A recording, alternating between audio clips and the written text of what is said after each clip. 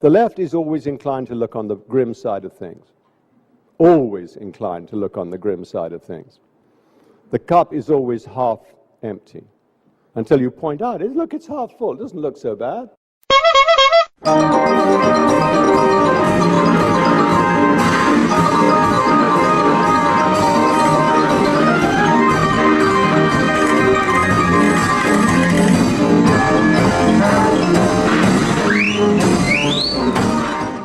Welcome to Political Gingervitis, the crazy and zany podcast for progressives who need a laugh. I'm your hostess with the mostest, Andrew Stewart, and this week we're going to try to put a smile on your face and maybe a few thoughts in your head.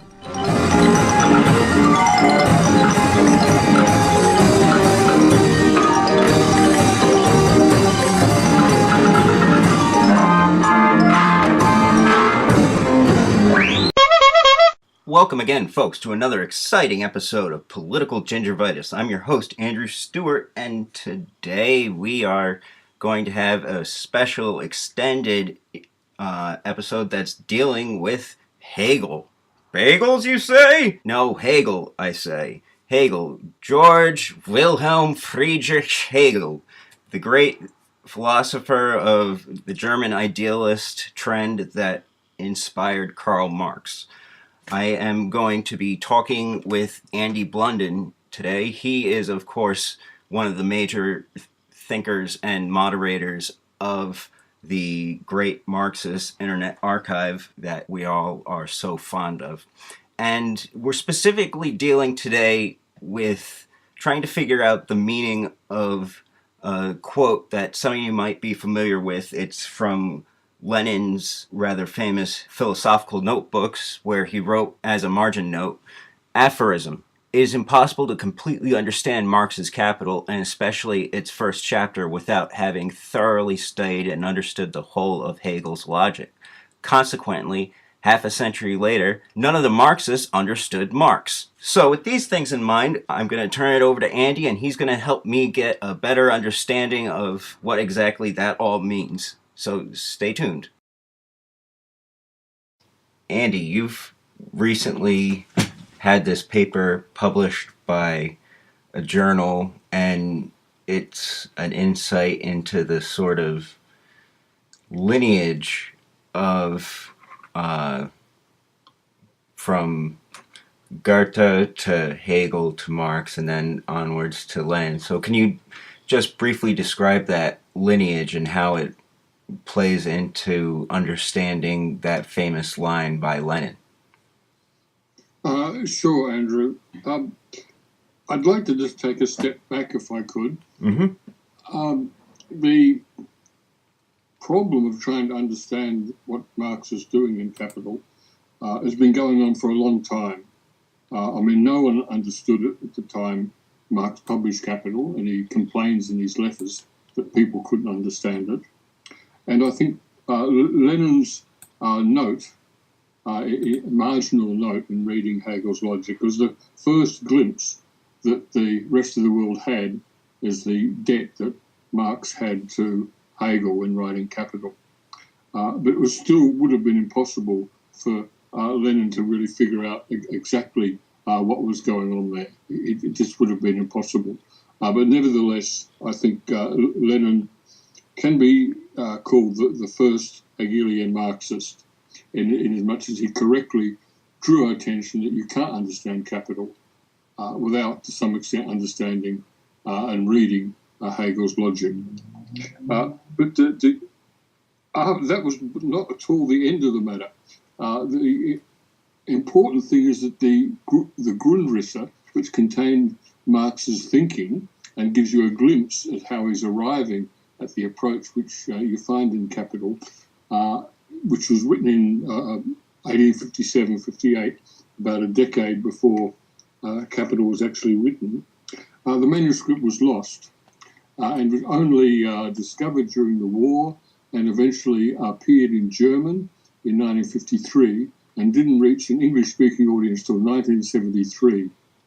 And during this period, for example, you had people like Althusser who were claiming that Marx completely abandoned Hegel in his youth and that capital is a work of science, which has nothing to do with Hegel. So when Althusser writing in the 50s and 60s, so when the Grundrisse came out, it really blew people's minds because it was abundantly clear that Marx was working closely with Hegel's ideas when deciding on his approach to writing Capital.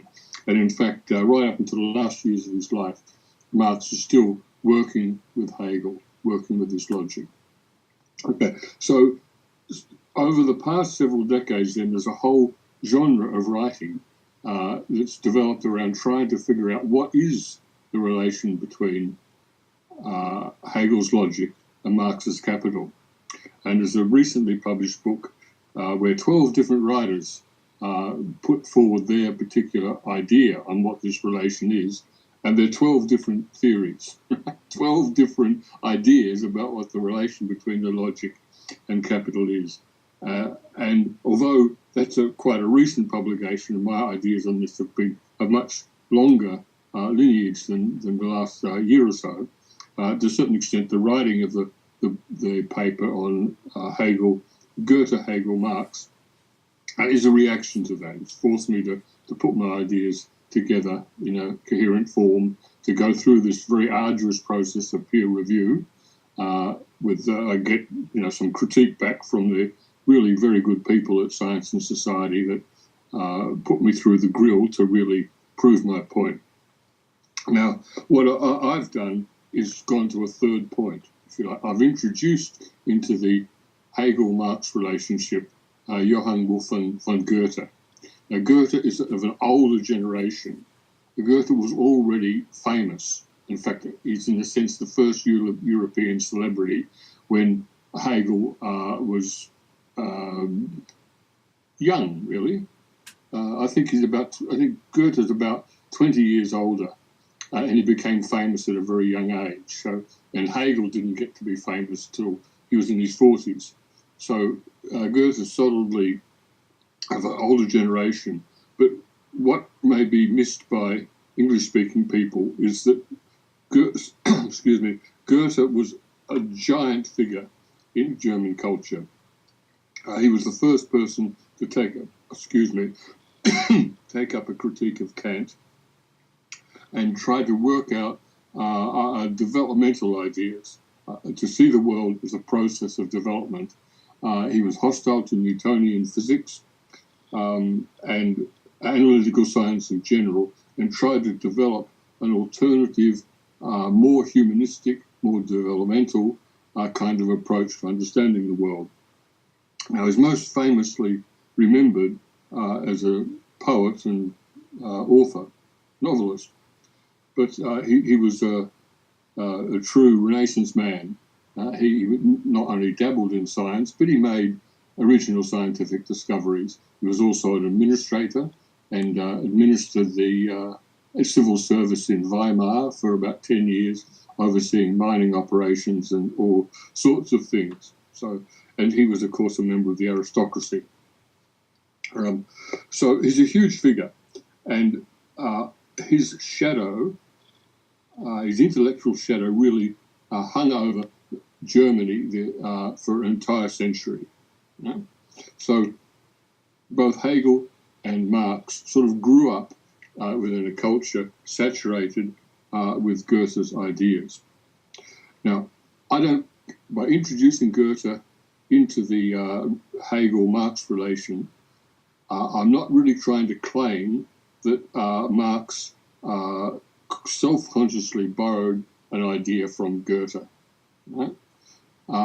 Firstly, what I do show is that Hegel drew a central idea from Goethe, and that same idea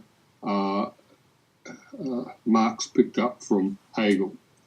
Okay, so that there is a lineage there, but it was not necessarily one that is immediately obvious to Marx. Now, the point of trying to understand capital, from my point of view, is manyfold, but there are two things. And two things are important in this relation to this question of relating capital to the logic. One is as a critique of political economy, that is to say, to understand the market and the world of bourgeois society, and the way Marx needed Hegel in order to do that. The second reason, though, is this, that Marx didn't write treatises on philosophy.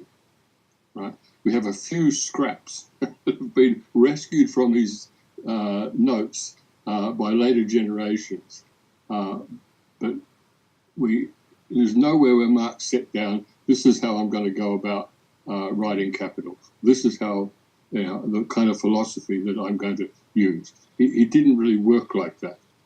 He left us, however, one great exemplar, which he devoted the majority of his life from a literary point of view writing, that is Capital. He left us an exemplar. So the issue in studying Capital is not just to learn more about what's sometimes called Marxist economics. It's to learn about how to understand complex problems. Yeah. So if we want to understand the social, environmental, and economic crisis which is coming together at the moment, a most complex process imaginable, then we're faced with enormous theoretical difficulties. Marx writing, when he set out to understand these issues in the 1840s and 50s, likewise faced an enormous difficulty, an enormously complex process, an abundance of different theories about it, but no clear or satisfactory handle that you could get on the development of capitalism. So the paper in particular focuses on this question, how to understand a complex process as a whole.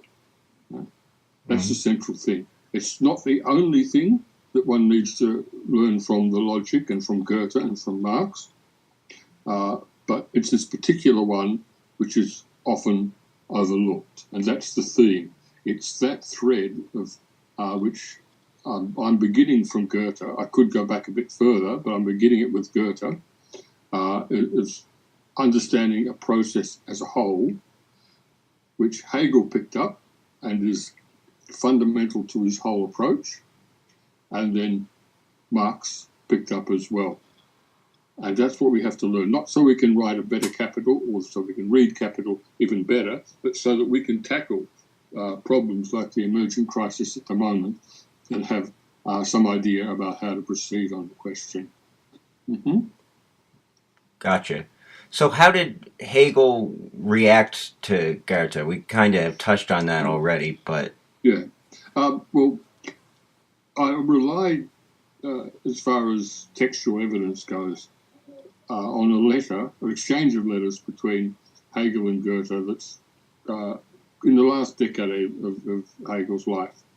And in this, Hegel praises Goethe's concept of what is the phenomenon, right? That's you are, and then basically the German writing of phenomenon, right? You are in German means the archetypal or original, simple kind of the simplest version of something, right?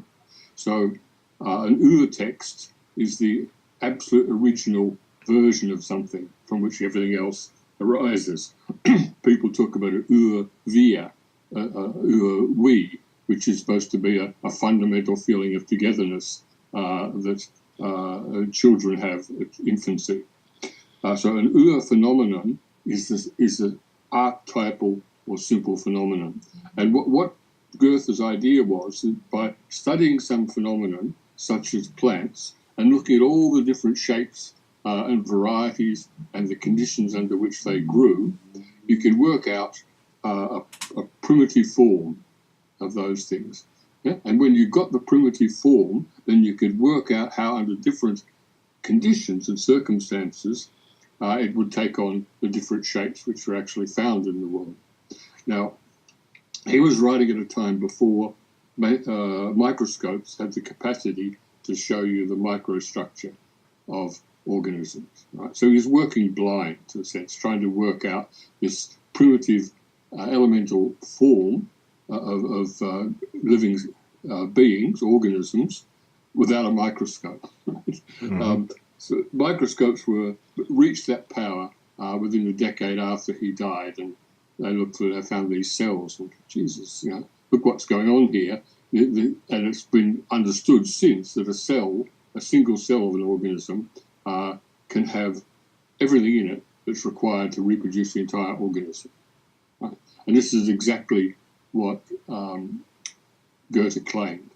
Now, so Goethe's claim was that you could discover such an earth phenomenon by what he called delicate empiricism, not by cutting things up and experimenting and what he called torturing things, but just by patient, delicate observation, and that you could kind of intuit what that primitive form was. Now, that's not something that Hegel agreed with at all. He didn't agree with that. But what he did like is having arrived at this initial primitive form, you could then build up a picture of the whole complex process. And this is so fundamental to Hegel's idea. And it's picked up by Marx, that you need to, if you observe a complex phenomena like the world of capitalism, and you see all these things, you see banks, money, credit, trading, futures, all these kind of things, and you want to find out of that whole mass of confused different phenomena, the simplest little element or unit, I call it a unit, out of which the whole thing arises, right? So this is not the same as the original in an evolutionary sense, but it's related, right? It's a related idea. So Hegel picked this up, and for Hegel, instead of an earth phenomenon, a phenomena, say, given to, an appearance, something given to the senses, Hegel took a concept, the simplest possible concept of something, right? And in the logic, that's the beginning of the third book of the logic, what's sometimes called the concept logic, or sometimes called the doctrine of the notion, right? Mm-hmm. So you have 2/3 of the book, or by page numbers, more like 3/4 or 80% of it, goes past before you get to that point, where Hegel's looking at how that simple abstract concept arises out of the process of theoretical development, put it that way. But then you get this sudden aha moment. I see, it's like that. And you have a concept of just one simple thing. Yeah? And then you examine that thing and it proves to be quite deep and have limitations in it. And when it's subject to critique, then it develops. When I say subject to critique, it's like if someone says everything is such and such, like everything is money, right? Then the subject to critique is to say, well, what under such and such a circumstance, to test the limits of a concept, right? Okay, so Hegel's logic, the structure of it, is this whole period, which the first book, which is called Being, which is objective measurements, right? Like the data, collecting the data and sorting it out. The second book, what's called the doctrine of essence, or sometimes the doctrine of reflection, is where the given theory reflects on the data and interprets it and changes as a result. Right? So you take a body of theory by which you can interpret data. In actual fact, without a theory, you can't interpret data at all, right? It's just a blur, right? But you have some theory about what things are. You get the data, and the data and the theory come together. Contradictions arise. The theory develops, and the doctrine of essence arises at a point whereby the existing theory just breaks down and gives birth to a new theory, or breaks down and somewhere out of the ashes arises a new theory, right?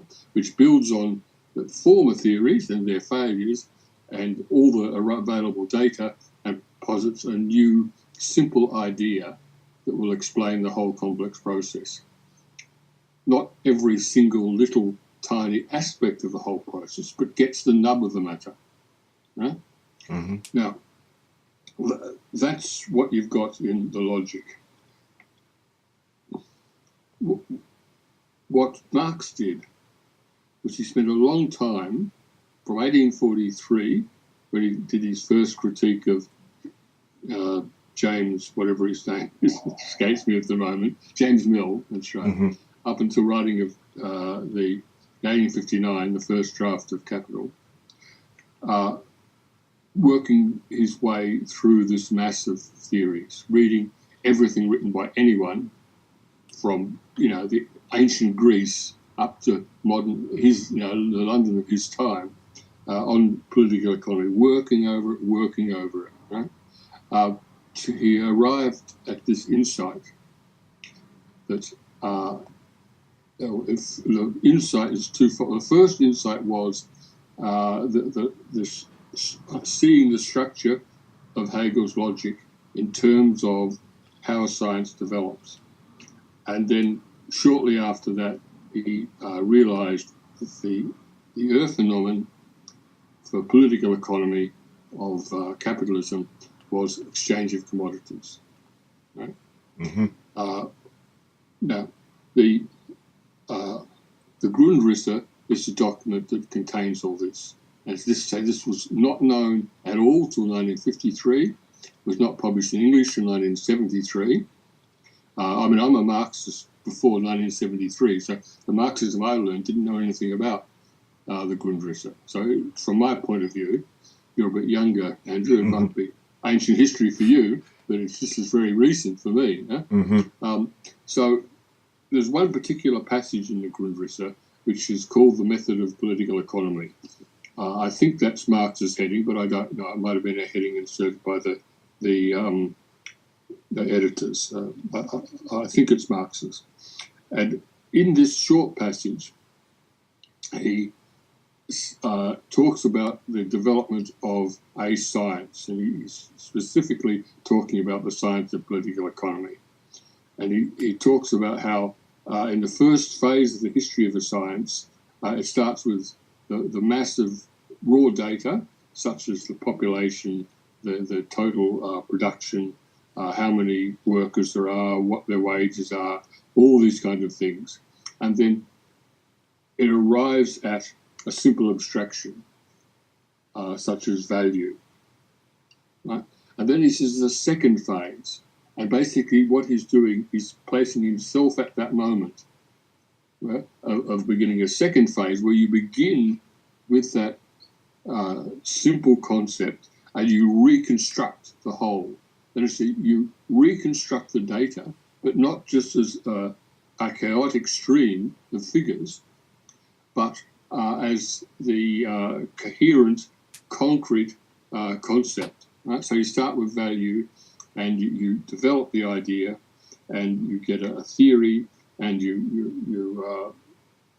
can reconstruct the nature of capitalism. It's given to the senses, but in theoretical terms, as a concentration of concepts rather than a stream of measurements. Right?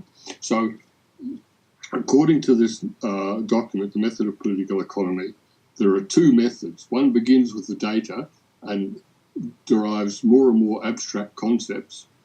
The other begins with the abstract concept and basically sort of reconstructs the data. Right? And he says the second is the obviously correct scientific method, which is a funny thing because actually the whole process is the method of science. But the first bit is just something, it's like an historical process. It's an unavoidable historical stage in the development of the science where there is, at this point, no theory to really understand the whole. You're just wading your way through, sifting out ideas, thinking of new aspects, developing concepts, right? Which the concepts become more and more abstract as time goes on, and value is such an abstract concept, right? But at a certain point, the science says, right, here are our concepts. Let's try and explain business cycles. Let's try and explain the accumulation of profits. Let's try to explain how wages are determined, right? So that's the stage of what you call dialectical reconstruction. Okay, so all the different theories about the relation between the logic and capital hinge around how you fit this observation by Marx in the Grundrisse onto what you find in Capital. Right? That to me, it seemed abundantly clear, but you can still get a whole variety of different interpretations of it, right? Mm-hmm. Which is not worth listening. Now, this doesn't solve the matter because every time Marx says something about Hegel, it's not complimentary. Right? He doesn't say very much complimentary about Hegel. The few complimentary things, he doesn't mention Hegel by name. For example, in the first thesis on Feuerbach, where he praises up the idealists, but the idealists, he just means Hegel. There's no one else he's referring to apart from Hegel, and of course his followers. Right? Every time he mentions Hegel by name, he's putting him down. Right. So it is also clear, if you've read Hegel, you've read Marx, these are two different, very different theories. I mean, Hegel didn't write Das Kapital, Marx did. Mm-hmm. Right? So you have to say, well, how come this difference? Right? And usually what is seized upon is this aphorism that Marx turned Hegel on his head. But the fact is, it's not very useful, right? It's a nice kind of slogan that can grab someone's interest and may point you perhaps in the right direction, but it really doesn't help. Yeah? And it's tended to generate over the 100 years since this, more than a century since this was said, more noise than light. So, just to answer this question, what's the difference? The first difference is that Marx developed his thinking in the 1840s in the midst of a huge revolutionary uprising by the working class in Europe, with which he identified. And he became a communist in Paris, talking to the leaders of the anarchist and communist movement, which was founded in Paris in the 1840s, and ultimately brought down the entire ancient regime. Hegel was a professor of philosophy under conditions when it was inconceivable that the rabble could be a progressive force in history. Riots and things were a social problem. They weren't the vehicle for the achievement of a higher form of life. Right? So Hegel never thought to look to ordinary people, far less factory workers suffering in inhuman conditions, to create a better world. And yet, when Marx was growing up, he saw it happening. Hegel died in 1831. The workers of Paris came out into the streets in 1832, and there was constant revolution going on in Paris, ups and downs, but more or less uninterrupted struggle from there right up until the 1848 revolution. This was when Marx was growing up and developing his ideas. Right? So that's the first thing. They're products of their time. Marx was a communist. So naturally, they had quite a different attitude to the work and what they were doing. Now, to bring it down to the philosophical terms, to explain the difference between Hegel and Marx, that's when I bring in Goethe. Right? Because see, Goethe believed in this delicate empiricism through which you'd be able to discover the simplest thing that was at the root, like a virus, which is the cause of a disease, yeah? Which underlies a complex process. Hegel correctly said, no, you can't do this by, sensuous intuition. It's a concept. You have to have a simple concept, and out of a concept, then you can construct a concrete concept of the whole. So, but when you, for instance, read Hegel's Philosophy of Right, which is the book in which he develops his theory of modern society, history, the state, economy, and all those kind of things, there's no reference to anything happening in the world. It's entirely a logical development, right? Speculative. He starts off with private property, and from the relation of private property, he ends up deriving either state and world history, right? Speculatively. Now, Marx doesn't completely dismiss this and say, oh no, you've got to do that by observation, right? And if you like, just put the theorist in a position of summarizing and describing what takes place in the world. But he puts together two opposites, if you like. He makes a kind of triad. He takes the empiricism of Goethe to arrive at a concept through observation alone, and Hegel's logical development, whereby one concept gives way to another by logical critique, and he brings these together. So Capital, like the Philosophy of Right, is overwhelmingly a logical development. Right? It starts with something that is immediately given. When the world confronts us as a mass of commodities or something. Mm-hmm. Famous lines as well. But from that immediately given thing of commodities, exchange of commodities, he makes a logical critique. But the thing is that each concept that he derives from what's gone before is verified through observation as well. Right? So it's simultaneously a logical development and an historical development. He's working his way through from simple relations to complex relations, at every moment checking the logic against observable practical reality. Right? And Hegel is always saying that this is what you should do, but he never does it himself. Right? This is the oddity of trying to make Marx into an opposite of Hegel. Because wherever Hegel's talking about the method, he says, for instance, it's not for philosophy to teach the world what it ought to be. Right? The owl of Minerva, meaning the owl of wisdom, takes flight only at dusk. That is when the day is almost over. At the end of the day, you sit back and say, oh, I understand what that was all about. So this is what Hegel tells us, right? But he doesn't really do it. He gets carried away with the logic. But Marx does take that advice. For example, if you read the Communist Manifesto, you don't find a lot about the worker state, right? And the worker state should do this and that. But once the Paris communes happen, Marx has a lot to say about worker states because it's happened, right? Mm-hmm.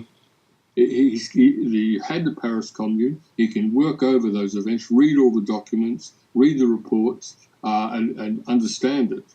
And from there, he can work out when the workers attempt to take power, what they do and what they must do. Right?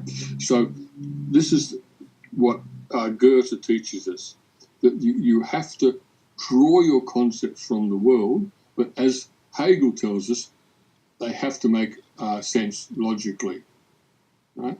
And that's the meaning of Capital, right? So there's two things here. Between the two of them, so let's say the three of them, Goethe, Hegel, and Marx, have shown us how to grasp complex processes as a whole. And you have this German word, Gestalt, which was given its particular meaning by Goethe, which is not translated when you hear it in English. People just say Gestalt. If you translated the German into English, it would be shape or form or something. It's just an ordinary, everyday kind of word. But this particular idea of something complex where all the different aspects and parts of it are interrelated and it moves as a whole, right? That's called understanding it as a Gestalt. Now, understanding something as a Gestalt is not the same as understanding everything, right? So Marx didn't claim by writing Capital to write a thesis on the state or the family or world history, right? He just explained capitalist economic life, bourgeois society, right? But that's really good because it's a demonstration of the idea. From one exemplar, if you can thoroughly understand that, then you can generalize that, right? So if Marx devoted his life to many things, but from a literary point of view, to writing Das Kapital and giving us one example of how to analyze a complex process, then if we understand that, we can turn that to understand the complex processes we're facing at the moment. Where the hell did this movement behind Bernie Sanders come from? What's happened to the Republican Party? I mean, it's clearly, and this is all coming in the wake of the financial crisis and the Occupy movements. Mm-hmm. Yeah, trying to put all these things together, try to understand them, very complex. Now, you're not going to be able to form an idea which explains all these things magically. This is why this happened, and whatever, right? So, and it doesn't give you a formula either. You say, well, in this circumstance, this is the Earth phenomenon. This is the abstract concept. Marx took 20 years of his life to settle upon the commodity relation as the simple relation, the kind of virus out of which capitalism grows. He knew about the commodity at the beginning. His comment on James Mill does a lot with the commodity, but he defined its place in the development of the theory. That took another 20 years. Right? Now, the other thing about this process, Marx explained this, by the way, in the first preface to Capital, preface to the first German edition, so you can read it there. He's really starting with value, the value relation. But he doesn't use the value relation. He uses the simplest appearance of the value relation, that is to say, the commodity, right? So here is where he very explicitly, in my view, skips right over Hegel to go to Goethe, because see, Goethe's claim is that you have to begin from something given to the senses. And for instance, in Goethe's critique of Newton, he discovered the force of gravity and its law. Okay, explains how the heavens move and why apples fall off trees, all these things, right? Fantastic. But it's invisible. It's just a principle, a law. You can't see it. Someone gives you the law, you write it down, you can do all your calculation, but you actually haven't understood it. It took another 300 years till Einstein came along and actually explained the nature of gravity. Yeah? And how did he explain it? By looking at the contradictions in the process of measuring time and space. Yeah?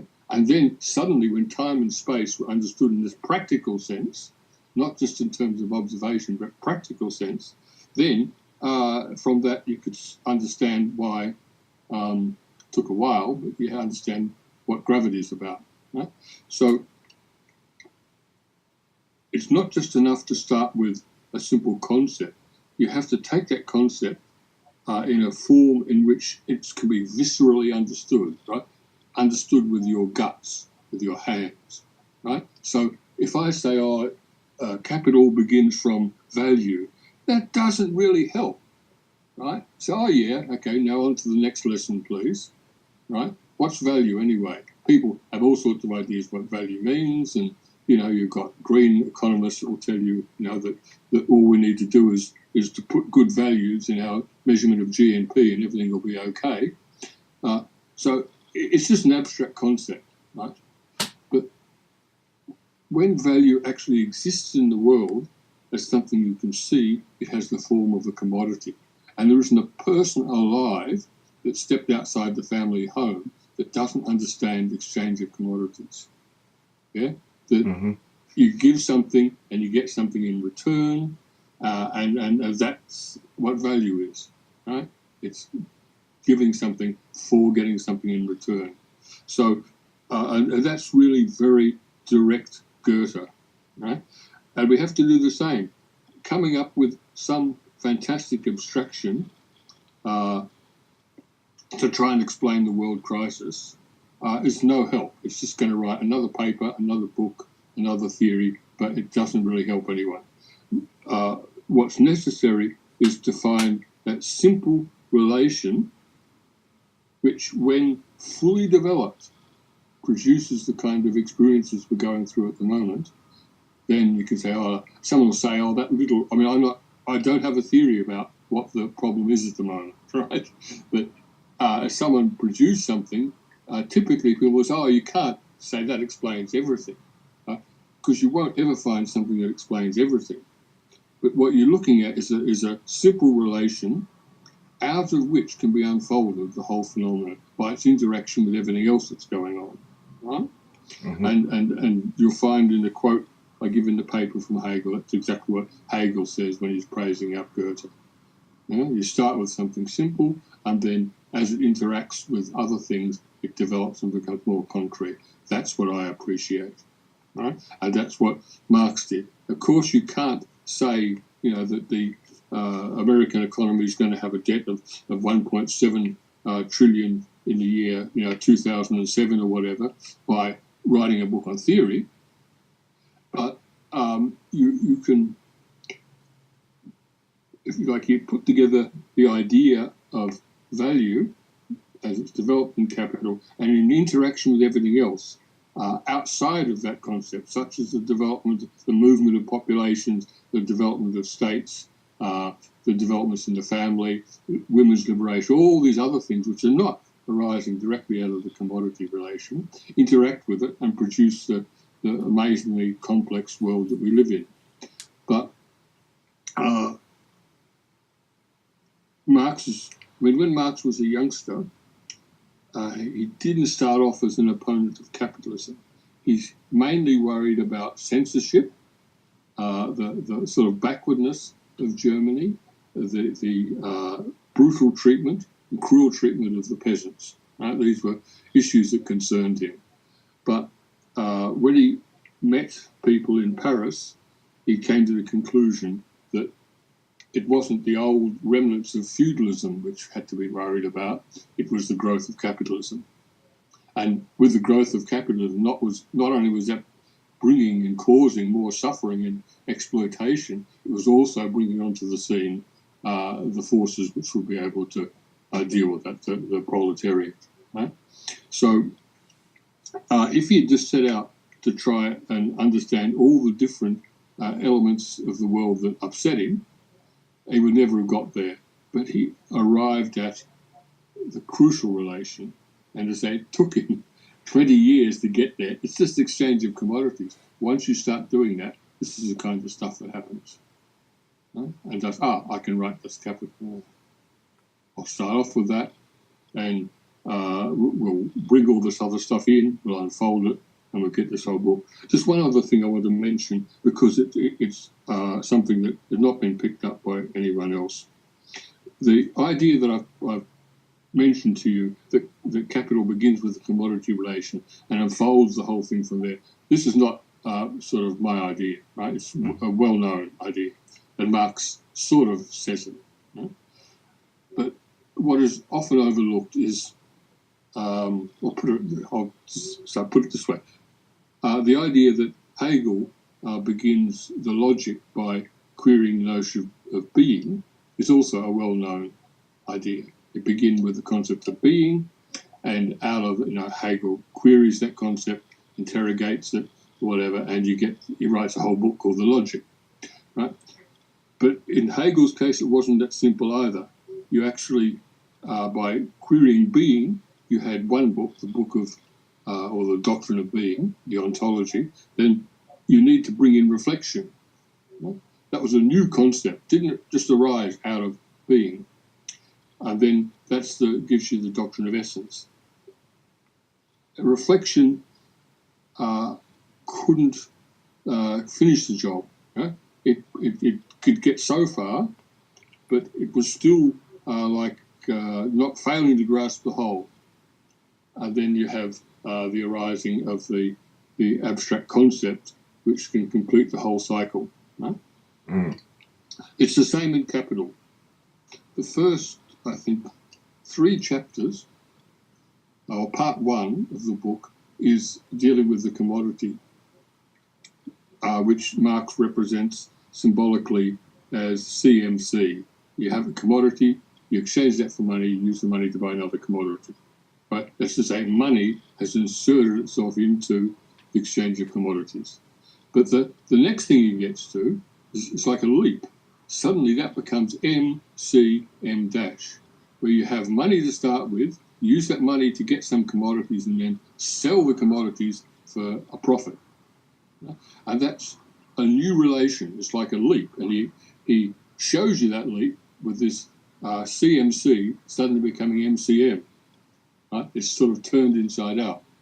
Right? So the rest of the book, that's to say, the rest of the book from chapter 4 onwards, is developing that cell, which is the unit of capital.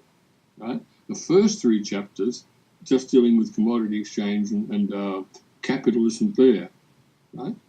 So it's actually a mistake to say that the whole thing arises out of the commodity. It does in the sense that capital arises out of the commodity and is itself a commodity, but structurally it's important to see that there's a leap when he goes from CMC to MCM in, I think that's chapter 4 from memory, right? And that's important to see simply because it allows you to see the structure and better follow what's going on. That's, I think, about summing up what I'm doing. So the paper, you can provide a link to the paper, I hope, Andrew, on the same page. Yeah, it tells the story in a nice, easy steps from Goethe to Hegel to Marx. The purpose of it really is to understand Marx's Capital for the purpose not of trying to do a better job of writing Das Kapital, but to learn how to deploy these ideas to solve the kind of problems, great big problems like the combined environmental, social and economic crisis we're facing today, but also little problems. If you're developing an organisation and that things aren't working, it's falling apart, then this gives you, or not only things falling apart, but for example, if things suddenly start going very well as well, when you're faced with a problem like that these ideas can be deployed. So it's a very heavy philosophical paper, and I need to do that to get out to that point of sort of acceptance, where it can enter the general stream of debate. I need to pitch it at a high level, but I do appreciate, Andrew, and you giving me the opportunity for this audio recording, because that forces me to try and put things in ordinary language, because the purpose of the ideas is for people to use Marx and Hegel and Goethe's ideas in order to resolve problems they're confronting in their own struggle, both little ones and big ones, which we'll have to all solve together somehow. Yeah. So, Andy, what is the absolute and how does it relate to the Earth phenomenon? Okay. The absolute, which is sort of synonymous with God for Hegel. This is a term out of Hegel's lexicon. It's the whole. It's for instance, when you're reading the logic winds up with the absolute, and when you read the absolute, what you read is like a summary of the story so far, right? So the absolute is for Hegel, not an end point so much as the whole, right? So if you're looking at the relationship between the relative and the absolute, for Hegel, it's not, here's an absolute over there, there's a relative over there, but the relative is simply a part of a larger thing, the whole movement. So you say, oh, this is just a relative idea, but there's also this, that, and the other thing. What's the relationship between these various relative things? They're all part of the whole process. Right? So for Hegel, the absolute is the whole process. The earth phenomenon is the simple insight or idea which, when it interacts with everything else, builds up to the absolute. Now, the thing is that the logic isn't written like a linear series, in a sense of one thing becomes another, becomes the next. So the whole point of the absolute is that every different idea has entered into the melting pot, right? One of those ideas will be the earth phenomenon, will be an earth phenomenon. But every element enters the melting pot as a simple idea, and it develops and becomes more mature and complex as it interacts with other simple ideas. Okay? Yep. And how did Marx deal with activity and concepts? You might have touched on this already. Yeah, look, Marx never spells it out, but in the latter part, so two places to go. One is Theses on Feuerbach, where Marx makes it clear that it's activity which is the substance of the matter, not ideas and matter. Right? It's activity. Yeah? And in the if you anyone that's interested in what we're talking about now will go and read The Method of Political Economy, which you'll find on the Marxist in the archive very easily as one of the chapters of the Grundrisse. And in the latter part of that, Marx talks about it. For example, Marx makes the point that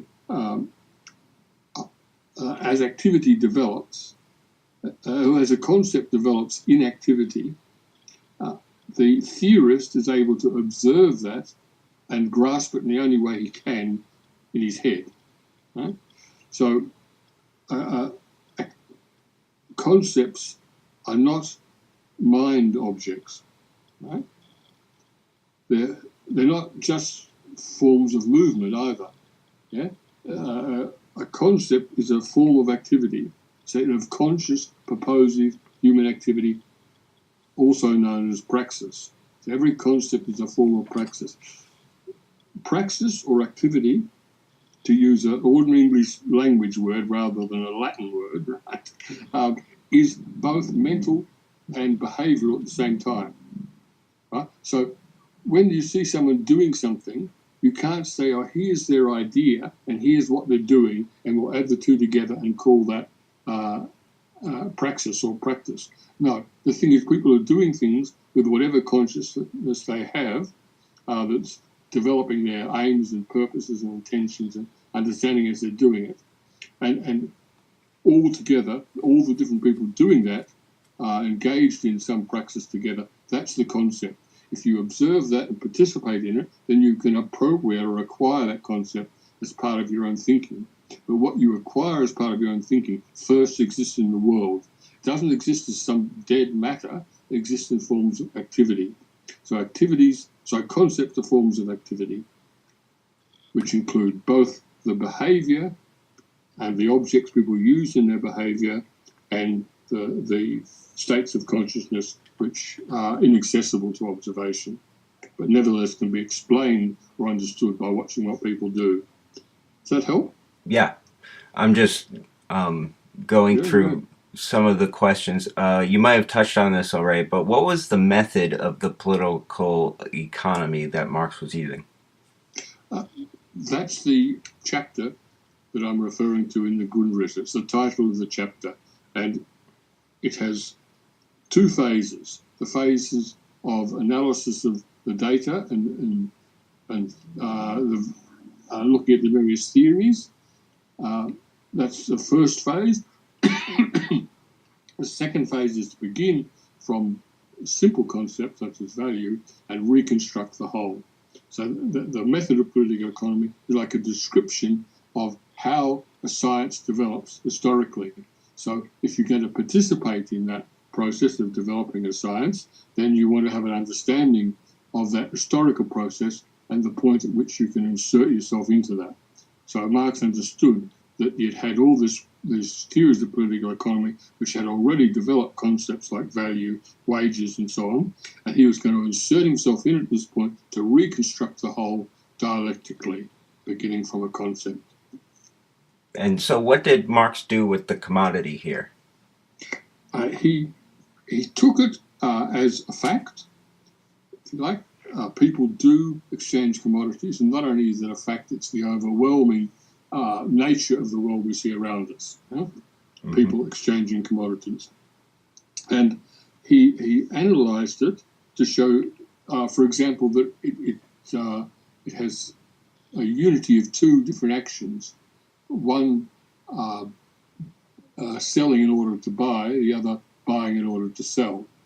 And he analysed that. He saw that the commodity was consequently a unity of two different kinds of value.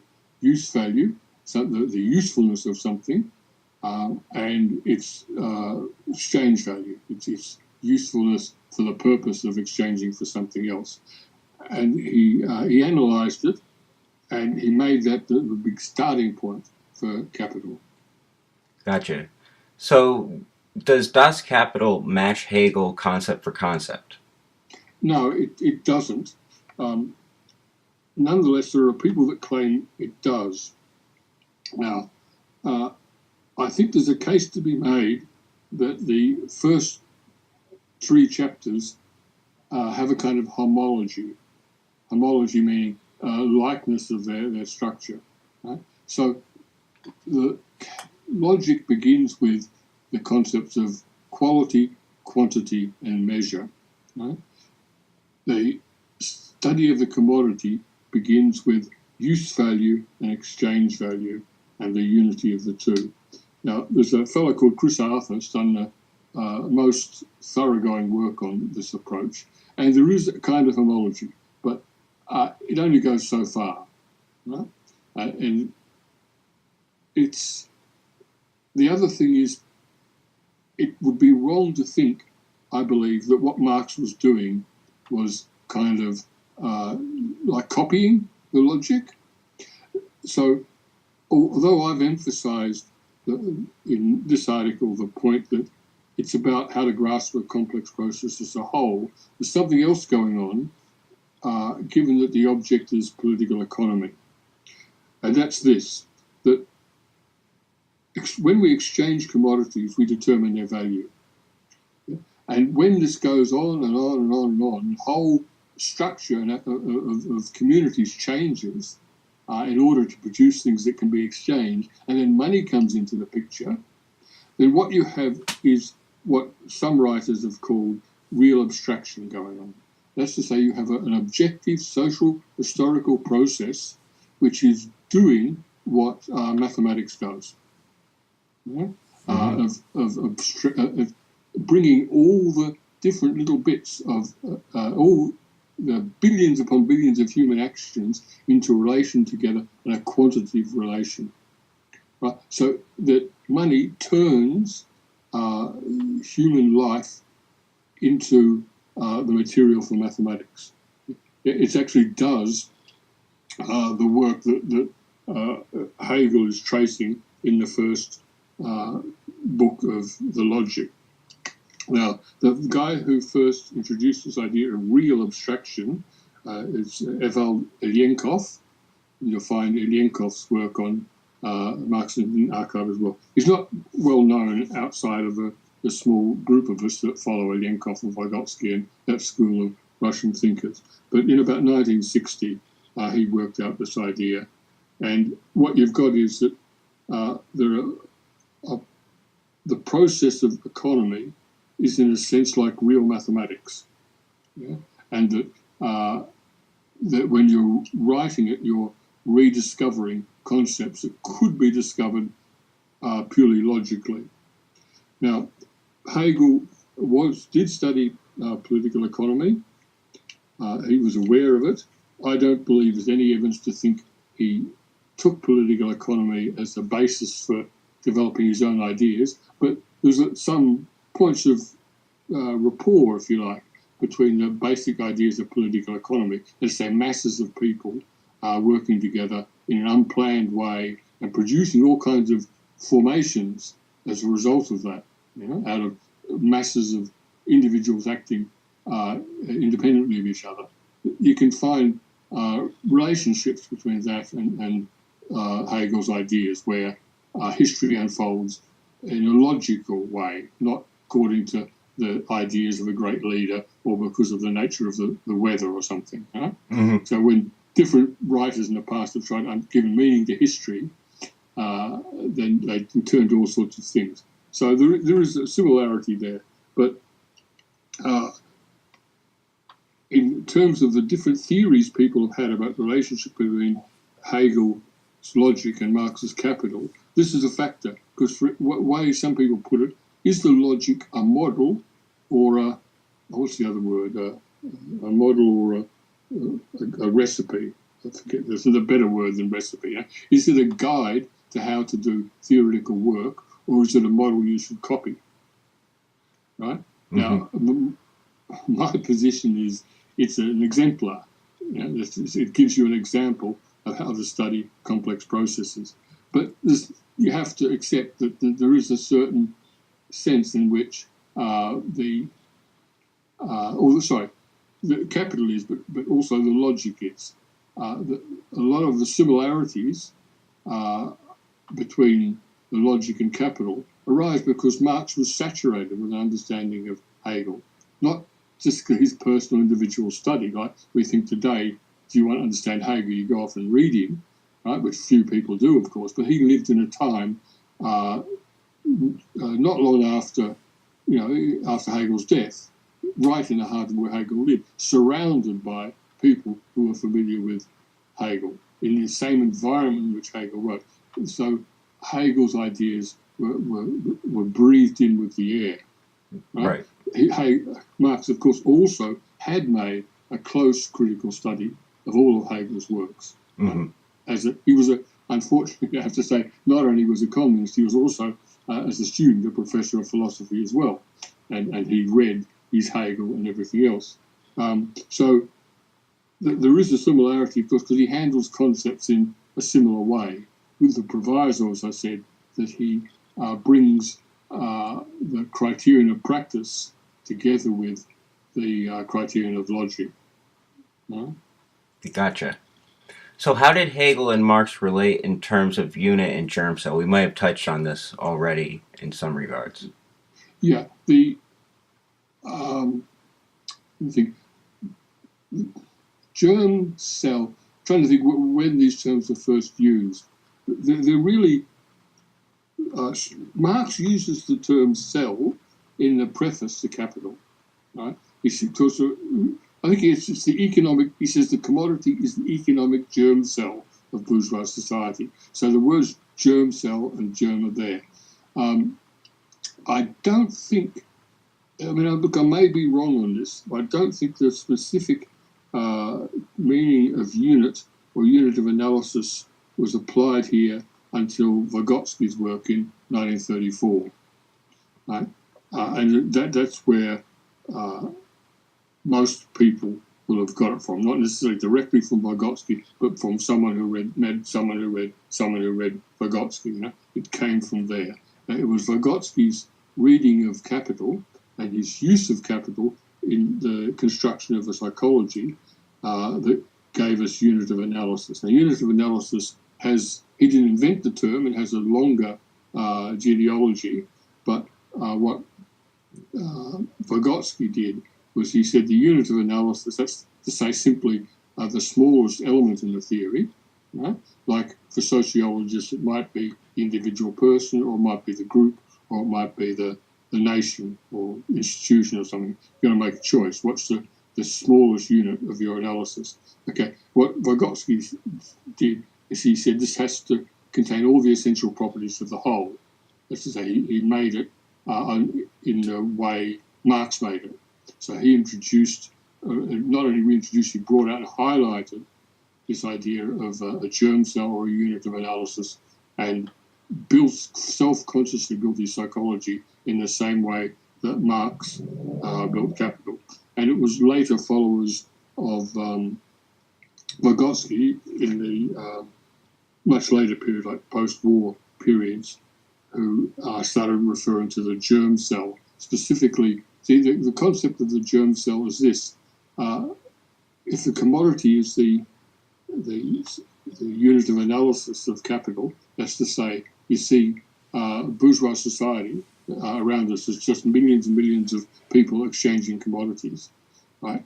Okay, that's the unit of analysis. But the problem is they're not. They're just buying and selling.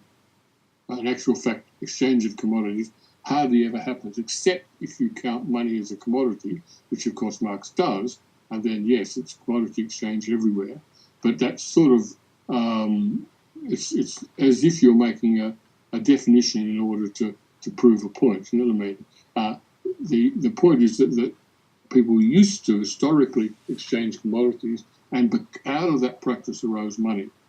So money encapsulates the whole history. It's like the truth of commodity exchange is in money, right? So this idea that the starting concept is not only the simplest unit, but maybe something that actually belongs to a lower form of life, if you like. Yeah? Mm-hmm. That once the form of life that arises from it is established, then the unit itself is changed. So exchange of commodities leads to the development of markets and ultimately capitalism, even if it takes a few thousand years. And then commodity exchange as such disappears and is supplanted by buying and selling with money. Right? So in that sense, you say the commodity is a germ cell, not a unit of analysis. You follow me? Yep. The two concepts are inextricably connected. So how did Hegel define the concept, and how should we understand that in terms of Marx's work? Okay.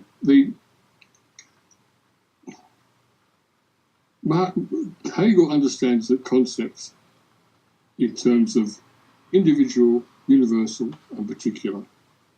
I'll explain this a bit more in a moment, but I should note that when Lenin was reading, there's no sign when Lenin was reading the logic that he grasped this, right? So if it's a bit hard to get your head around, you're in good company.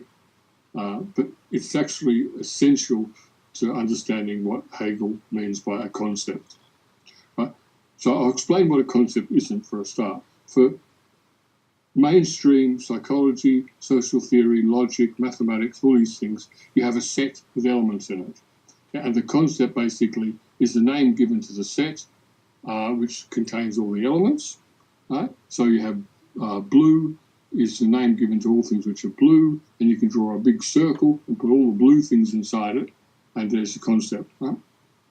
And what makes them all belong together in the concept and not outside of the concept, they all have something in common. They're all red. Right? So when sociologists do their work, they create all these different concepts like income groups, categories of employment, and so on, and put limits on them, you know, like, is your salary more or this or less than that? How old are you? Tick your age box, right? So this is the normal bourgeois analytical method of understanding a concept, which is to have an individual element and then a universal category, right? Now, and in fact, it's built into our system when we vote. Yeah, we all take all individual votes for this party or that party, and you add them up and see who gets the most, and that's the winner, right? And what you don't have in such an electoral system is any kind of discussion, right? Whereby all the voters can actually get together and discuss and arrive at compromises or third alternatives and whatever. Right? You just have to pick from a set of options. Now, Hegel made the concept three aspects, and the third aspect is basically practice, right? you've got the category and the individual things that go in it, but by what process is it put in there? And this is not saying, oh, it's the colour. No, it's someone put it there. Right? So a concept is not, for example, just a name, right? Mm-hmm. It's not a set of attributes. It's three things together. So I take an example about unionism. What's a union? What's the concept of a union? To grasp the concept of a union, you have to probably know a unionist, if not personally, know that they exist or did exist or whatever. And there has to be actual... I might get myself making my life too complicated here. There has to be individuals and an actual universal body that contains them all, but there has to be, for example, branches. There has to be different sections, different workplaces that are unionised. Or for take a union movement as a whole, there has to be, the plumbers union, electricians union, the pilots union. So unless you've got these particulars, that you can't have a concept of a union. It has to be particulars. You never just have unions, full stop. There are always unions have particular. So it's not easy to get your head around this, right, immediately. But it's this tripartite nature of the concept, which is essential to Hegel. And that's how activity got involved in the concept, because for the old bourgeois philosophy, concept derived by individual eye and ears looking at natural object, extracting from that natural object shape, size, colour and whatever. That's all there was to it. But for Hegel, practice entered into it. The acquisition of a concept was a practical task. It depended on what you did with it, where you were going with it, how it fitted into your life. These are the things, what is the president? Is it a handsome-looking black guy with short hair? Oh, it is at the moment in your case, but that's not the concept of a president, is it? In fact, you can list out all the personal characteristics, if you like. You'd never get to the concept of a president, right? It's actually nothing to do with the properties of the individual people who are president. It comes down to the process of selecting them and the way people behave in relation to them when they're elected. That's what makes a person president, not how presidential they behave. Gotcha. Okay. So how did commodity and capital relate here? Okay, commodity is the germ cell, the individual unit from which capitalism, as a whole form of life, arose. Capital is a commodity as well. Capital is a social relation. Specifically, it's a company or something. It's a unit of capital. And you can't really understand capital without understanding its units. The units are companies. I don't mean that in a very narrow technical sense of whether they're listed on some register and when someone signed a paper and so on, but a unit of capital which has, how can I put it, as commodity, money, commodity, money. It's a unit of, it's a social relation in which a person or a group of people are buying in order to sell. Right? So it's different from a commodity, which just involves an exchange between two people for the purpose of satisfying their needs. Selling in order to buy. Gotcha. But capital is another germ cell out of which the rest of Das Kapital from chapter 4 onwards has to be unfolded. Okay. So this is just kind of a closing question. It strikes me and has always struck me that this use of three interlocking elements in this Hegelian triad might have some resemblance to German Christian concepts in terms of the Trinity. Can you just briefly touch on his level of interest in articulating something based around German Christian ethos or norms also? Yeah, Hegel was a funny sort of Christian. He was raised a Lutheran, of course, but as he got interested in philosophy, he abandoned his Christianity and was quite interested in the sort of stuff Robespierre was doing. But then he turned away from that and came back to Christianity, and it was mainly his friend Hölderlin who was instrumental in this. And it was a significant change in his work when he was really a very young man, still at seminary college. And Hegel recognised that for all its mythology and faults, if you like, that it was Christianity that had given birth to the modern world, and it should be, if you like, respected in that sense. To just pour scorn on it because of its obvious mythology and just nonsense in all sorts of ways was to miss its historical role, right? So he became a Christian, but in terms of his actual beliefs, they're a hell of a long way from anything that would be recognised really as a Christian belief. The absolute, his word for God, is the whole process. But he's not a pantheist either, because he regards pantheism, well, he takes so pantheism means everything is God. God is nature, right? He took that as a specific religious current, which represented by, for example, Spinoza, which he didn't agree with. But to me, it strikes me that he's a kind of pantheist, but he's a humanist pantheist as well, in as much as he takes the activity of people, not something outside human life, a God in that sense is something external directing human life, or even a natural world. He didn't see human beings as arising out of a natural world. He didn't know about evolution, right? He did actually believe that the human life was created in 7 days. Right? Okay. He believed in that myth. And because of his interest in history, and he is well aware of the place of the Trinity in not only the history of Christianity, but all the ancient mystic and alchemy and Kabbalah and all these things do stuff with the Trinity.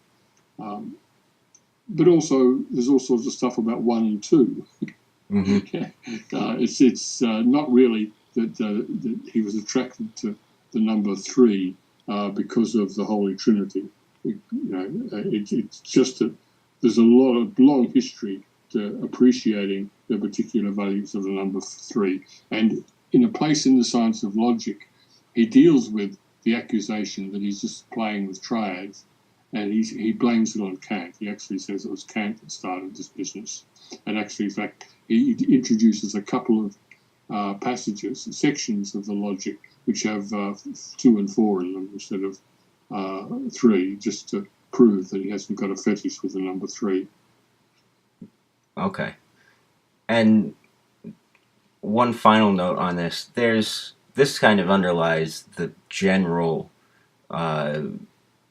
tension within modern Christianity up to this day, and it comes down to the meaning of the word church, because in the sort of logic of the Christian religion, it says Christ dies, and then the Holy Spirit embodied in his church is doing the work of God on earth and that sort of thing. And then in one sense you have church as the institution, be it the Catholic Church, the Anglican Church, your Baptist Church, whatever, and it's an institution. It's this sort of brick and mortar collection of the traditions. But on the other hand, you have the gathering of people and that sort of collective that's independent of the institutional church. And You see someone like Paul Tillich after World War II articulating the view that the institutional church is in fact the Antichrist. And Yeah. so I wonder Okay. where you think on that. Look, this is outside my area of expertise. I have to say this. I've been to talks where people have gone on at great length about this, and the idea of the congregation as opposed to the buildings is a theme that Hegel does talk a lot about. His very early readings on religion, which I have read, he talks about subjective religion and objective religion. Subjective religion, like the religion of the heart, what people believe. And that's, if you like, not identical to the congregation, but it's citing the church in the feelings of its people. The objective religion is all your buildings, your paraphernalia, your priests, your books, and rituals, and so on. The objective things which people participate in and see before them, which is what the church means to them, right? And his view really is that you have to, I mean, the best religion is both subjective and objective. But he sees historically, in some countries and some traditions, there's been a great emphasis on objective church, while the people don't really give a hoot about the church, but they turn up on Sunday and bow to the priest and do the rituals. And in other places where the doctrine is taken very much to heart, but there aren't many churches around and people don't necessarily ask the priest about everything. So he looks for the unity of the two as being the high point of religion. But in the phenomenology and in his lectures on religion, history of religion, he says lots more about this, of which I'm not all that familiar, I'm afraid. Mm-hmm. So, what do you think was the impact of Hegel on the composition of a book like State and Revolution when Lenin comes back to Russia in 1917? It's a very good point. That's a particular question I've never reflected on, but because of the timing, you have to think of it, don't you? I'll just make a guess because I haven't investigated this, but the point you're making is that Lenin's study of Hegel is in 1914-15, and then in 1917, like not much interval between, he's writing State and Revolution. So I would say it's his discovery of how much more there was to Marx than what he had learnt of Plekhanov and Kautsky and whatever, right? Mm-hmm. He became aware that Marx was a lot deeper. State and Revolution itself, as I read it, is a kind of defence of Marx and Engels' original writings and the extrication of them from what he saw as their distortion, their watering down by the Second International, leaders of the Second International. And I would say there's grounds for saying he was inspired by his discovery of a real Marx by reading Hegel. Mm-hmm. Similar probably to the movement that happened in sort of the late 90s in Europe following the fall of the Soviet Union and everything. A lot of people started to discover that the Marx that they were brought up on wasn't the full story, and there's a big, it's called the Back to the Real Marx, and a lot of people started, I'm including myself here, started to go back and really just focusing on what Marx wrote. And there's a lot of work like Lenin's State and Revolution that started to be written in the 90s and 2000s coming out of that. And part of that movement was when you read Marx in that way, then you're immediately drawn back to study Hegel. And I started reading Hegel in the, well, not beginning, but started taking it very seriously in the late 90s as well. Right. The reason I ask is because it strikes me that this bifurcation he's pointing out with religion seems very much to inform some of the very left elements of State and Revolution also. Mm-hmm. Yeah. I mean, certainly State and Revolution is a left book, but you give the fact that this is a guy who's actually going to implement that a very short time after running it. It's not a little bit of sort of sectarian criticism or utopianism. And if only he'd lived longer to actually fight through some of those ideas, history might be very different. So yeah, it's a left-wing view as compared to the norms of the Second International, for sure. Certainly. And how do you think State and Revolution relates to Capital, kind of circling back? Is it perhaps trying to articulate points that the Capital didn't get to? I don't see a lot of relation. Look, I'm always happy to be educated. As I say, it's a new connection you're making there for me. But I see State and Revolution as directly referencing a lot of the political and historical works of Marx and Engels. Okay. That's all we got for the time for today, folks. Thanks for listening, and tune in next time for another episode of Political Gingervitis. I'm your host, Andrew Stewart, and I want to remind you again, America's greatest social democratic period corresponded with the lives of those wonderful commies, Larry, Curly, and Moe.